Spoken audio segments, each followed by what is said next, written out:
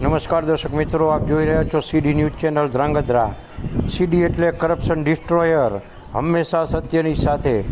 અત્યારે તાજા મળી રહેલા સમાચાર મુજબ ધ્રાંગધ્રાના એસટી બસ સ્ટેન્ડ પાછળના દરવાજે આવેલ રસ્તા પર જાજરૂ તથા બાથરૂમનું ગંદુ છલકાયેલા પાણીની અંદર દરેક મુસાફરોએ પગ પલાળી પગ પવિત્ર કરી પછી બસ સ્ટેન્ડમાં પ્રવેશ મળે છે અને બસ સ્ટેન્ડમાંથી આવતા દરેક પેસેન્જરોએ આ પાણીમાં પગ પલાળી અને પછી બહાર નીકળવાનું હોય છે. તો શું આ ગંદા પાણીમાં પવિત્ર કર્યા પછી અંદર પ્રવેશવા માટેનો રાજકોટ ડિવિઝને કોઈ GR બહાર પાડેલો છે? શું રાજકોટ ડિવિઝન તરફથી કોઈ આદેશ છે કે આ પાણીની અંદર પસાર થઈને જે પેસેન્જરો આવે તેને જ બસમાં બેસવા દેવા? તો આ છે શું? આ તંત્ર સુધરવાનું નામ કેમ નથી લેતું?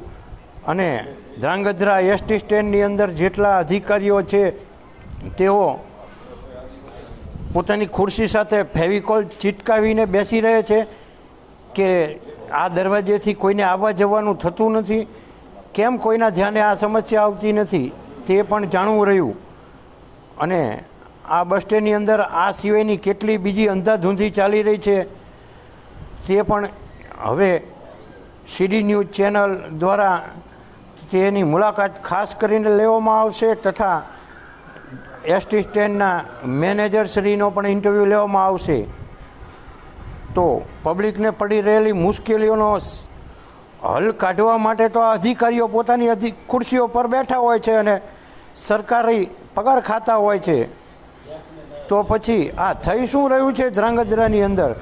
બસ સ્ટેન્ડ ઉચ્ચતમને સારું બનાવ્યું, ત્યાં આવી જાજરૂના પાણીની, બાથરૂમના પાણીની, પેશાબ મૂતરણીના પાણીનો નિકાલ કરવાની જો આ લોકોમાં બુદ્ધિશક્તિ ન હોય તો આ ઉચ્ચ લેવલથી આ અધિકારીઓને તાત્કાલિક અસરથી સસ્પેન્ડ કરી અને ઘરે બેસાડી દેવા જોઈએ અને તેઓની જગ્યાએ નવા ઈમાનદાર અને કર્મઠ અધિકારીઓ બેસાડવા જોઈએ તેવી ધ્રાંગધ્રાની જનતાની લોકમાંગ છે.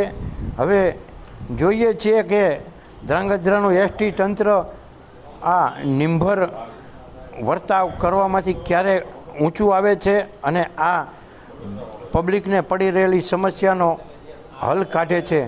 આભાર.